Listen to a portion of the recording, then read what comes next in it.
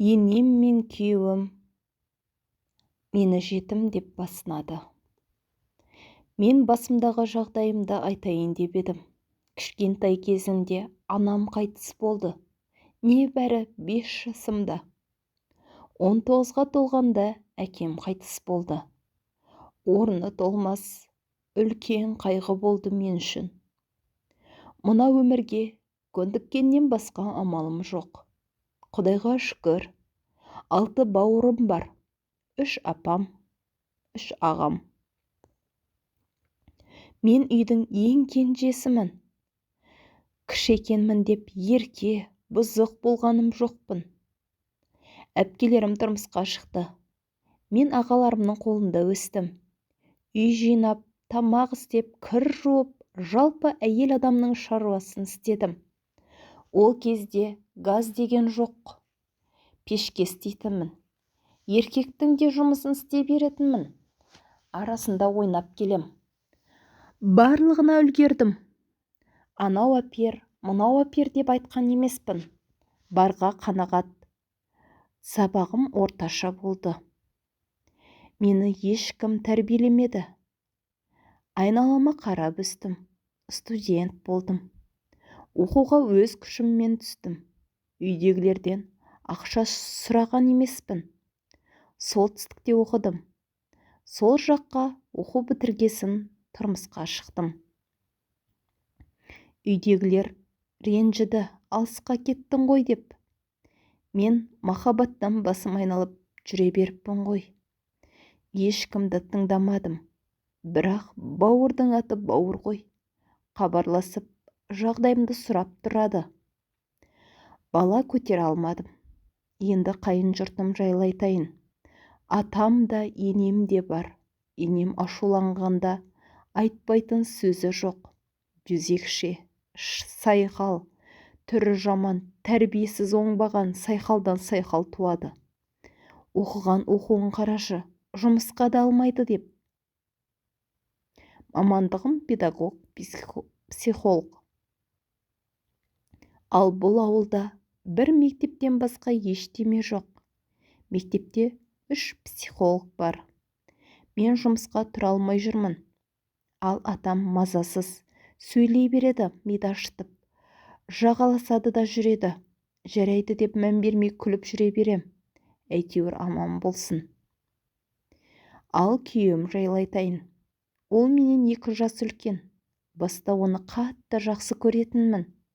Не айтса да соны орындап. Ол сәл нәрсеге ашуланып байбалам салады. Кет, қайда кетсең, онда кет деп. Сенен де басқа қыз жетеді. Артымнан қаншама қыздар жүгіріп жүр. Солардың бірін ала саламын дейді. Мен жылап қала берем. Мамасының көзінше айтпайтынды айтады. Жеке өзіме айтса да түсінем ғой. Кінәлі болмасам да, кешірім сұраймын да жүремін. Ал ол болса көкірегін керіп, өзінше болады. Шыдамның да шегі бар ғой. Бір күні кетем деп, ашуланып әпкеме хабарластым. Әпкем жұбатты. Татулас. Асығыс шешім қабылдама деді. Жарайды, оған да көндік. Құда шақырамын деп, енем құда шақырды. Яғни менің төркінімді. Олар келді. Бауырларымды қатты сағынып қалыппын. Шыдамай жылап жібердім. Олар да жылады. Жолдан әбден шаршап келгенде дұрыстап қарсы алуға да жарамадым ғой. Атам ішіп алып, аузына келгенін тәтелерімнің арқасынан қағып масқара болды. Әпкелерім шошып кетті. Енем мына жақта менің бауырларымды жамандап үлгеріп жатыр. Олар қызын сатады. Южандар, арам. Алғаннан басқа түк бермейді деп көршілерге айтып үлгерді. Қалың мал сұрағанда жоқ. Сен тек бақытты болсаң болды деді. Ал күйеуім болса әпкеме дауыс көтеріп, айқайлап, оны ренжітіп қойды. Олар кеткеннен кейін күйеуім бар өшін менен алды. Айтпағанды айтты. Енем қой деудің орнына қостап отыр. Бұлар тұқымымен оңбаған, тұқымы тұздай құрысын деп ұрысты. Менің не жазығым бар еді? Бетіне бір қарсы келген емеспін, сонда да жақпаймын. Маған бәле жаба береді. Мен емес десем, өтірікші дейді. Әбден басылып қалдым. Өзіме қарауға шамам жоқ. Үйдегілер хабарласып, қалай шыдап жүрсің? Әбден тозып кетіпсің. Басыңды босатып үйге қайт. Мына жақтан жұмыс тауып береміз деп отыр. Өз үйімді, ауылымды, бауырларымды қатты сағындым. Бауырда ешкімнің жаны ашымайды. Олар мені жаман болсын демейді. Сенің қайын жұртың бізге ұнаған жоқ деді.